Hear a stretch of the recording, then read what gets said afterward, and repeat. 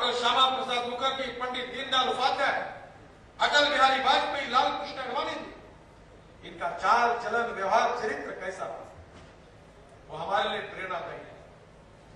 मैं आप सबसे अनुरोध करता हूं कि हमारे व्यवहारों से, हमारे कार्य से ऐसी छोटी भी कोई गलती हमारे हाथ से न हो जिसके कारण वो हमारे नेताओं को अपनी गर्दन झुका दे, नहीं ना। और इसलिए मैं आप सबको अनुरोध करता हूं, विशेष रूप से राज्य सरकार, इच्छा शक्ति का, राजनीतिक इच्छा शक्ति का परिचय दे। सबसे महत्वपूर्ण बात है कि इंफॉर्मेशन टेक्नोलॉजी का प्रशासन में उपयोग करें। मैंने इसका थोड़ा बहुत अध्ययन किया है, मैं इसका एक्सपर्ट नहीं हूं, पर मैं अनेक लोगों से मैंने चर्चा की है। 70% करप्शन इंफॉर्मेशन टेक्नोलॉजी का उपयोग करने से कम हो सकता है, ये पॉसिबल है। और इसलिए ई टेंडरिंग की प्रोसेस शुरू करें, ग्लोबल टेंडर हो, ई टेंडर हो। किसी के कहने पर, किसी के बोलने पर कोई काम मत करिए। जो काम गलत है वो किसी के कहने के ऊपर मत करिए, ये देखिए कि काम सही है कि नहीं है।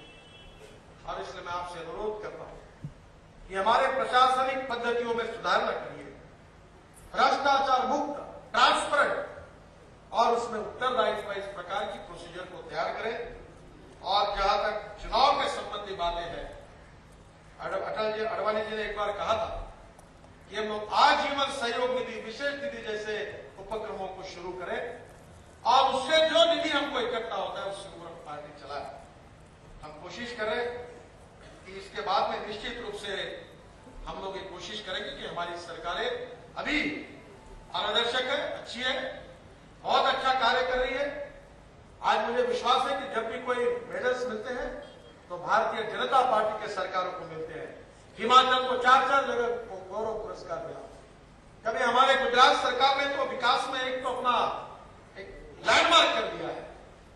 मुझे लगता है कि हमारे सभी सरकारें अच्छा कार्य कर रही है और इसके बारे में भी हम जरूर विचार करेंगे। यूपीए सरकार की आतंकवाद की जो स्थिति हमारे देश में, उसकी जो भूमिका है बहुत संशयास्पद है। यह मन में डाउट हमारे सबके मन में कि सही में इनके मन में आतंकवाद से लड़ने की इच्छा शक्ति है या नहीं है। अफजल गुरु पर फांसी पर तो नहीं लटका, और उसका जो साथीदार दूसरा गुरु शौकत गुरु जो आरोपी था, उसको 1 साल पहले अच्छा बर्ताव और व्यवहार करके उसको जेल से मुक्ति दी गई। अफजल गुरु को तो फांसी की सजा नहीं, और उसका सह आरोपी जो था उसमें से शौकत गुरु को अच्छे आचरण के कारण उसकी सजा के पहले उसको छोड़ दिया। कांग्रेस के एक महासचिव जिस प्रकार से बयान दे रहे हैं, बड़े दुर्भाग्यपूर्ण। राहुल गांधी ने जिस प्रकार से जो बातें कही हुई, बड़े दुर्भाग्यपूर्ण। आतंकवाद का तुष्टीकरण हो रहा है। न्यायालय का निर्णय छत्तीसगढ़ में हुआ। जब राम जन्मभूमि का विवाद आया तो कुछ लोग बोले तो तुरंत टीवी पर चर्चा की कि न्यायालय के निर्णय के साथ विवाद नहीं हो सकता। निर्णय अगर सही है, गलत है तो आप क्या हायर कोर्ट में अपील करो। पर यही सिक्योरिटी काउंसिल में रहे हुए 5 सदस्यों ने जो प्रतिक्रिया व्यक्त की है, तब मैं पूछना चाहता हूं कि इसमें कंटेम्प्ट ऑफ कोर्ट नहीं है। सही है, गलत है, आप हायर कोर्ट में अपील करिए। और वही लोग आज नेशनल सिक्योरिटी काउंसिल के सदस्य हैं, नेशनल एडवाइजरी काउंसिल के सदस्य हैं। चेयरपर्सन सोनिया गांधी है। और मेरी तो जानकारी है, मैं वॉक द टॉक में शेखर गुप्ता के समय मैंने कहा था, मेरी जानकारी है कि उसमें से 5-6 लोग तो नक्सलवादियों के बारे में खुली सहानुभूति रखते हैं, कश्मीर के बारे में कहते हैं कि भारत ने वहां अतिक्रमण किया है। इस विचार के लोग भी उसमें हैं, और इसलिए आतंकवाद से यूपीए लड़ नहीं सकता। बहुत अच्छी मीटिंग कश्मीर में हुई। अडवाणी जी ने एक बात दोहराई थी, वो आप सब लोग याद रखिए कि स्वाधीनता के बाद हमारे गृह मंत्री बने सरदार वल्लभ भाई पटेल, और इस देश में जो विरासत और राज्य थे उनको खाली करके हिंदुस्तान में जोड़ने का काम हमको दिया गया। केवल कश्मीर का विषय पंडित जवाहरलाल नेहरू जी ने अपने पास रखा। वल्लभ भाई पटेल ने 100% अपना काम पूरा किया, और पंडित नेहरू ने अपने गलत नीति के कारण कश्मीर का सत्यानाश किया। कश्मीर की समस्या का मूल पंडित नेहरू और कांग्रेस पार्टी के गलत राजनीति के साथ जुड़ा हुआ है। आज कश्मीर की स्थिति अच्छी नहीं है और इसलिए मुझे ऐसा लगता है कि जो वार्ताकार गए थे उनको दिशाहीन थे, उनमें किसी प्रकार की स्पष्टता नहीं थी, दिग्भ्रमित थे, क्योंकि उनका कोई टर्म ऑफ रेफरेंसेस ही नहीं थे। जो कैसे मिल रहे थे, क्या बात कर रहे थे, ये समझने के बाहर है। हम निश्चित रूप से हमको कश्मीर के बारे में गंभीरता से सोचना होगा। कश्मीर के ऊपर एक फिल्म तैयार कर रहे हैं जिसमें बीजेपी पर्सपेक्टिव क्या है वो लोगों के सामने लेकर जाएंगे और इसके बारे में जो प्रस्ताव है वो भी हमने जम्मू की मीटिंग में किए हैं। नक्सली समस्या दिन ब दिन बढ़ रही है और कश्मीर की समस्या के लिए आदरणीय राजनाथ सिंह जी की अध्यक्षता में एक अध्ययन दल हमने नियुक्त किया है और जल्दी ही वो जम्मू, कश्मीर, लद्दाख सभी प्रदेशों में जाकर वहां के लोगों से बातचीत करके निश्चित रूप से एक रिपोर्ट देंगे और हम निश्चित रूप से कश्मीर के ऊपर भी बहुत जागरूक है।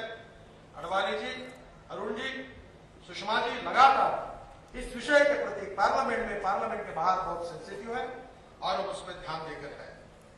नक्सलियों की समस्याओं के बारे में कल मुझे परसों रात को नेपाल के उप प्रधानमंत्री ने जिस प्रकार की स्थितियां बिगड़ रही है, पशुपति से तिरुपति तक रेड कारपेट पूरा एक प्लान बहुत अच्छी तरह से तैयार हुआ है। हाँ, अब मुझे आप एक बताइए कि क्या इन राज्यों में नक्सली समस्या जो ये सोशियो इकोनॉमिक प्रॉब्लम है?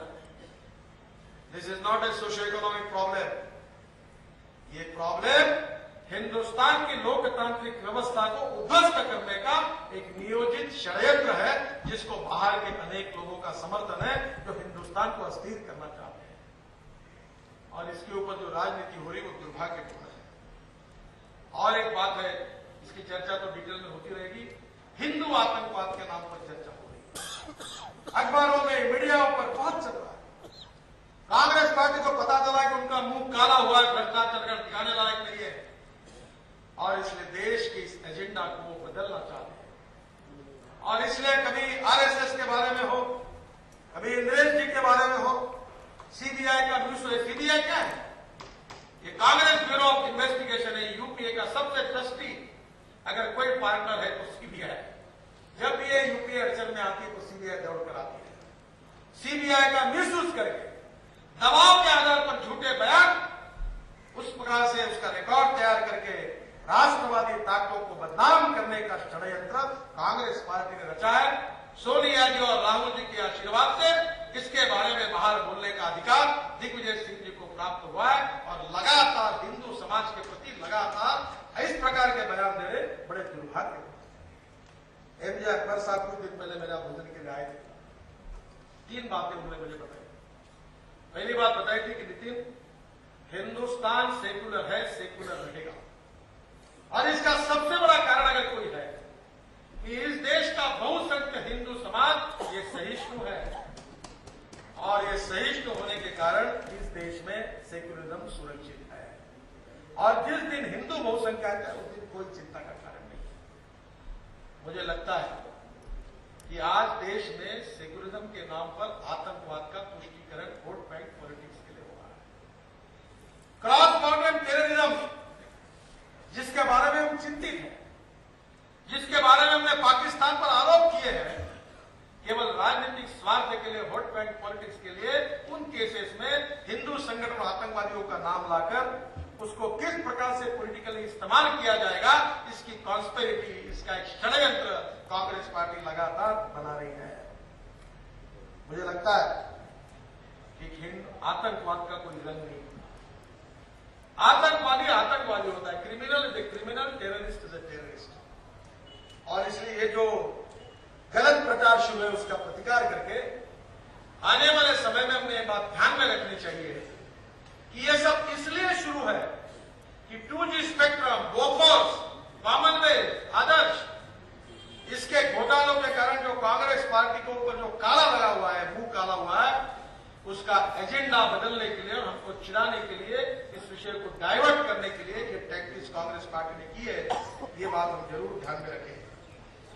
मैं आखिर में एक बात आपको बताना चाहूंगा कि महंगाई के बारे में 18 0.38% इन्फ्लेशन रेट कल मैंने देखा था, आज कितना है मुझे पता नहीं। इन्फ्लेशन बढ़ रहा है, बार बार महंगाई कम करके इसके आशुतोष चिदंबरम जी का जो बयान तो बड़ा हास्यास्पद है। कांग्रेस पार्टी ने हाथ ऊपर कर दिए कि महंगाई रोक नहीं सकते।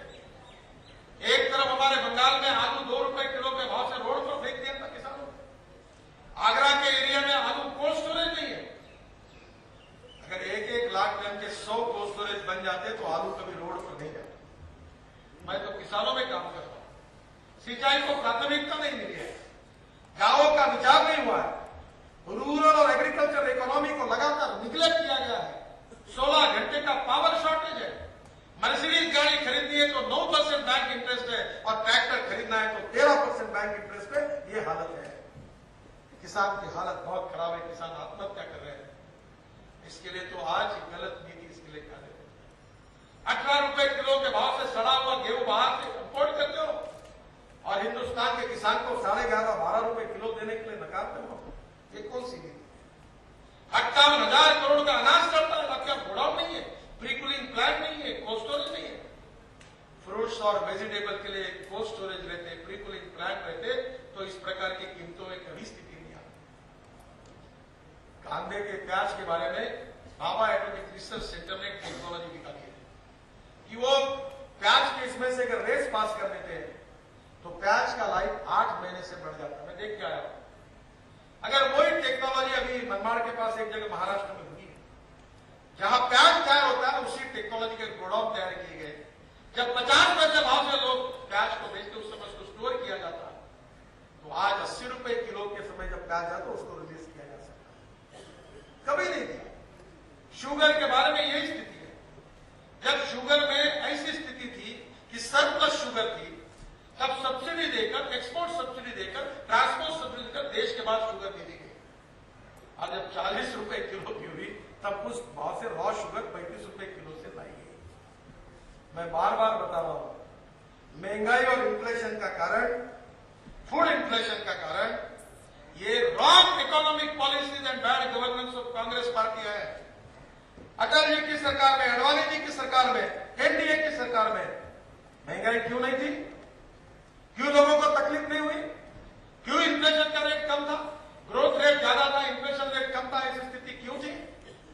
इसका कारण कांग्रेस पार्टी के गलत नीति का परिणाम है कि आज गरीब आदमी एक समय की रोटी नहीं खा सकता, वो महंगाई से त्रस्त है। महंगाई के ऊपर हमने बहुत यशस्वी आंदोलन किए। पार्लियामेंट में हमने बहुत अच्छी तरह से आवाज उठाई। पार्लियामेंट के बाहर हस्ताक्षर अभियान देकर करोड़ों लोगों का हस्ताक्षर राष्ट्रपति को दिए। काफी रैलियां निकली है। महंगाई का मुद्दा हम है। आप सबसे अनुरोध करता हूं कि महंगाई के मुद्दों को लगातार उठाते रहिए। महंगाई से जनता त्रस्त है, सामान्य व्यक्ति त्रस्त है और महंगाई के मुद्दे को हमने और अच्छी तरीके से कॉन्सेंट्रेट